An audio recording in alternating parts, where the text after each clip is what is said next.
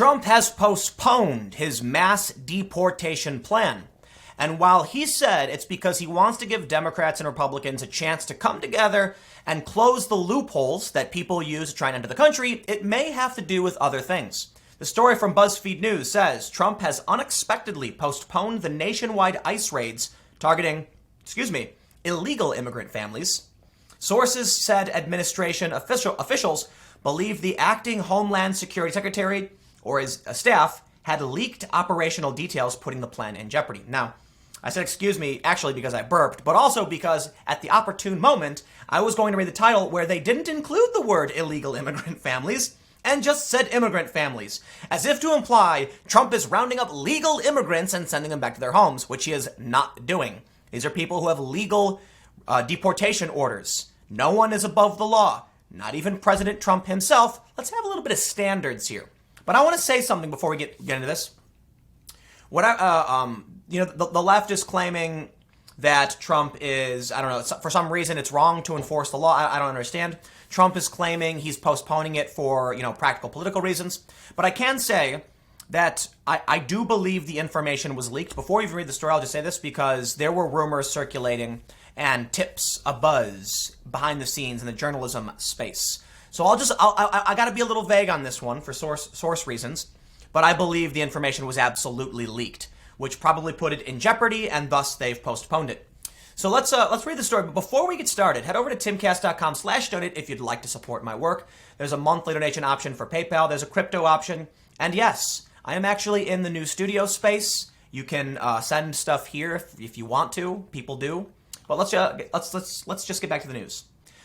BuzzFeed writes, President Donald Trump suddenly canceled on Saturday a planned U.S. immigration and customs enforcement operation targeting undocumented immigrant families from across the country that was set to begin in the pre-dawn hours on Sunday. The operation details, which had been reported by multiple outlets including BuzzFeed News, had set off an unprecedented level of preparation among immigrant advocates this week. But in a tweet Saturday, Trump said that he had delayed the plan at the request of Democrats to put on a plan to solve issues at the border, including what he believes are inherent loopholes to the system.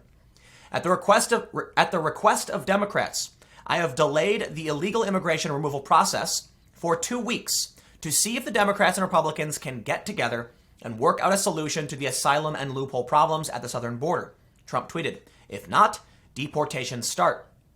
However, 2 senior administration officials told BuzzFeed News that those within the administration believe acting Department of Homeland Security Secretary Kevin McAleenan or his staff leaked operational details and that this is what ultimately put the ICE operation in jeopardy. Leaking the locations and details to stop the operation from happening not only harmed operational integrity, but it put the safety and well-being of his own officers in jeopardy, said one senior administration official. The ICE mission is enforcing the nation's laws and ensuring those who are unlawfully present in the country are removed if ordered by a judge. This will leave an unerasable mark on his tenure. DHS officials did not immediately respond to a request for comment on the matter. I'm going to say I believe that statement to be correct, as I stated earlier. It appears that there were leaks abuzz with many journalists having conversations about preparing overnight stings because it would seem people knew the location of the raid. At least in my secret spy network, I'm saying that somewhat facetiously, among internet chat rooms from journalists asking about what's going on, it seems like people knew. So if that's the case, it probably got back to the Trump administration that journalists were preparing, as were immigrant advocacy groups. And that's the other thing, too, is a lot of these journalists' sources come from activists. Source information comes from activists, or the sources are activists. So I think it's less of a concern for the Trump administration that journalists were going to be on board and filming this. That happens all the time. More so that activists were going to show up.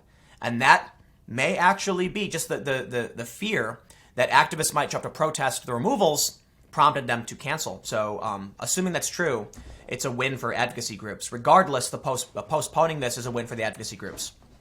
BuzzFeed writes, the roundup had been expected to begin Sunday in several cities across the country, including Los Angeles, targeting families who had been issued final removal orders after not appearing in court, according to sources close to the administration. The enforcement action was set to come during a period in which the administration has called for additional funding to help add resources to handle the record number of immigrant families crossing the border this year. Earlier this week, Mark Morgan, the acting ICE director, signaled that the agency would conduct a raid on immigrants who are in the country without authorization. In a call with reporters, Morgan focused on a group of around 2,000 individuals who were part of an expedited docket at immigration courts reserved for family units who have recently arrived. Across the country, 10 immigration courts in cities like San Francisco, Miami, Houston, Baltimore, and LA have quick dockets for immigration families. The 2,000 individuals, Morgan said, had been ordered removed in absentia without appearing in court and had been notified to present themselves at ICE offices to facilitate a compassionate removal. These individuals, Morgan argued, had been given an adequate level of due process and a chance to make their case in court.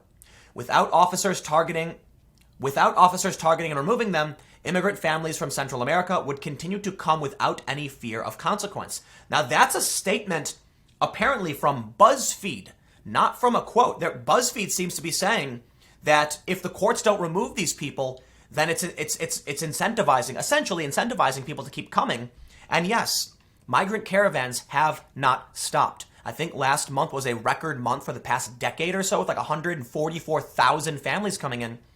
Look, at a certain point, you will face mass deportations. So these advocates who are pushing against this, they're actually talking about people who are given due process and failed to appear and are being ordered to be removed in a compassionate manner. And even BuzzFeed is saying, otherwise you're going to get people coming, And so, you know what, man? I'm going to throw in real quick.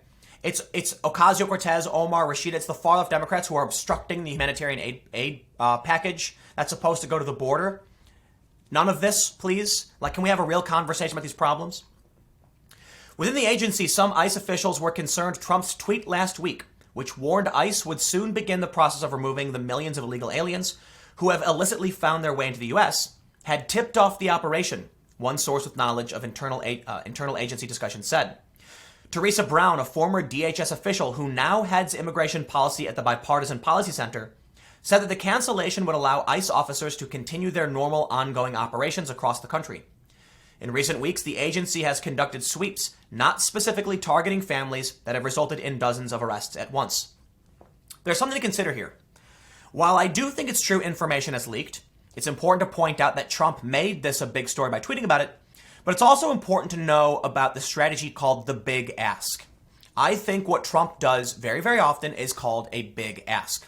For those that aren't familiar, what it means is, when I'm negotiating a salary, I'll ask for a massive number to shock the other party and then negotiate down to what I actually want.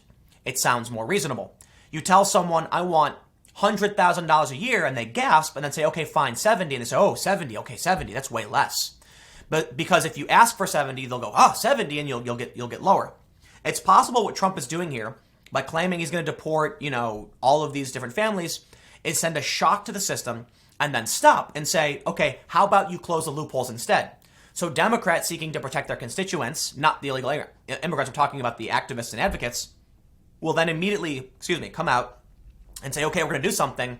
Otherwise, Trump's going to take action, which is going to negatively reflect on all of us. It's also possible Trump's tweets sparked action among advocates, which, got them into action. At the same time, Trump is a master of media manipulation. Whether anyone wants to admit it or not, Trump knows how to play the press like a fiddle.